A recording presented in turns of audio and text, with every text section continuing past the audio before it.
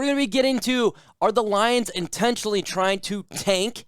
ESPN making the Lions bottom 3 on defense as well as offense. We're going to be talking about the team captains for the Detroit Lions.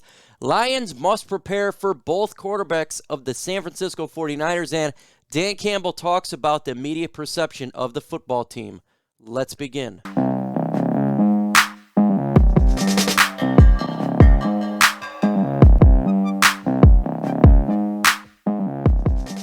Comment on the video. Do you agree with ESPN that the Lions will be a bottom 3 offense and defense? This one is simple. If you agree, put ESPN.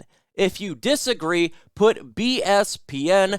Let me know in the comment section. Curious to see what you guys think. As week 1 is near approaching for the Lions, a lot of rumors are coming out, and we're going to get into all these rumors and some news talking about the captains and everything revolving the Detroit Lions. But before we get into this video, make sure you hit that subscribe button. Let's get to 16,000 subscribers, as well as hit that like button. Let's get to 200 likes in this video.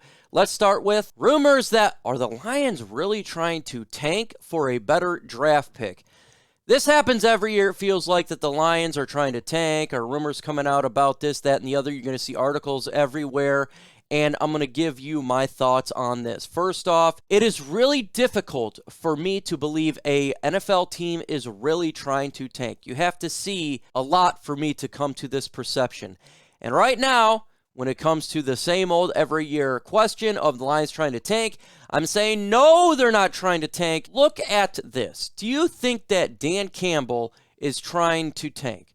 Do you really think that the Danimal would try to tank? There's no way he's trying to tank.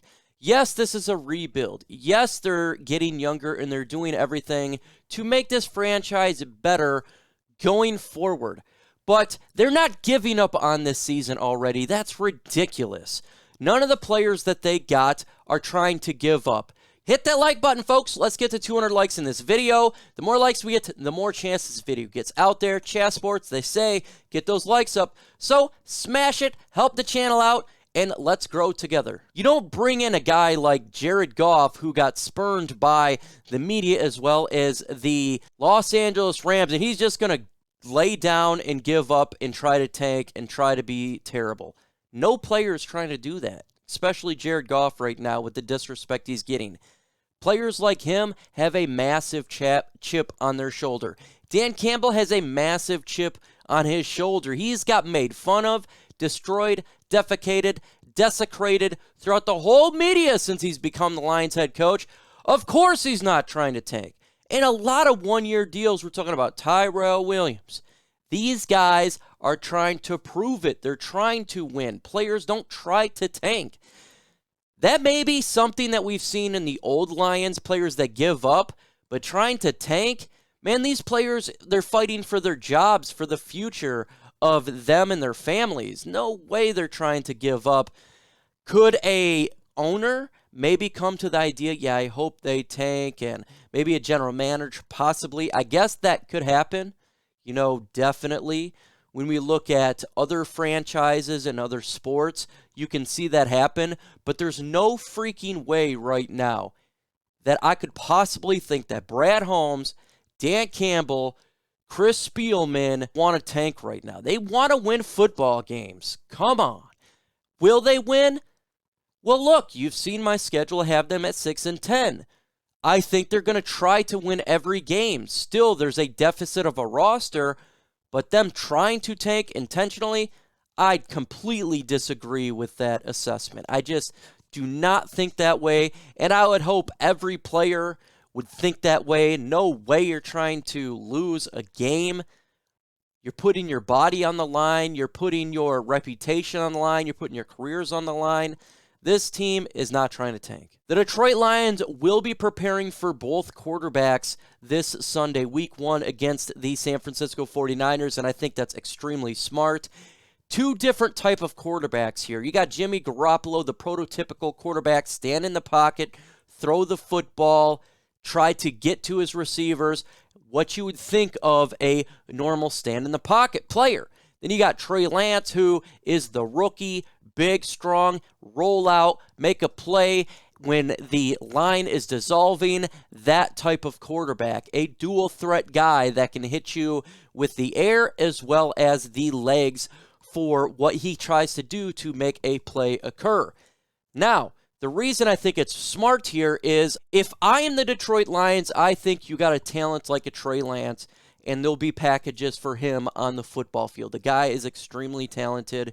He's a better quarterback, has a much higher ceiling than Jimmy Garoppolo. With that said, he's a rookie. They're going to make mistakes. Obviously, they're going to play Jimmy Garoppolo. He's probably going to be the starter with the most snaps. So you want to prepare for that quarterback. Simple common sense. Also, he does have an injury history. Maybe he gets injured, so you want to prepare for both quarterbacks. And with a week 1 coming into play, with not a lot of tape on a Trey Lance, there's a whole lot of reasons to prepare for not just the starter and Jimmy Garoppolo as well as Trey Lance. I think that's smart. Go ahead. Expect the unexpected because that's what's going to happen for this game week 1. Lions versus San Francisco 49ers. Lions are a 7.5-point underdog. Make sure if you want to make some money, go to chesssports.com/lionsbet. Promo code LIONS125 for a 125% deposit bonus.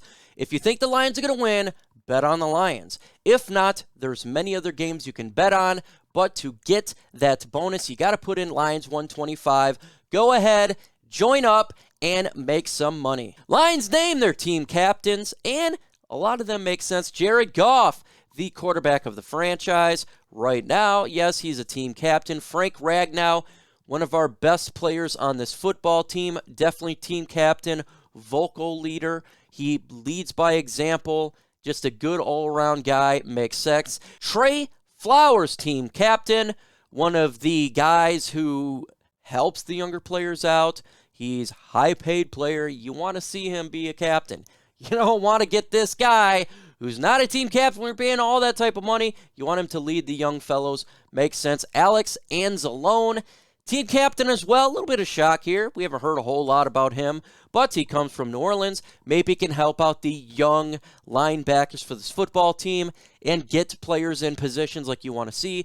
And Jalen Reeves Mayben, a team captain, because he's excellent on special teams, one of the best special teams players.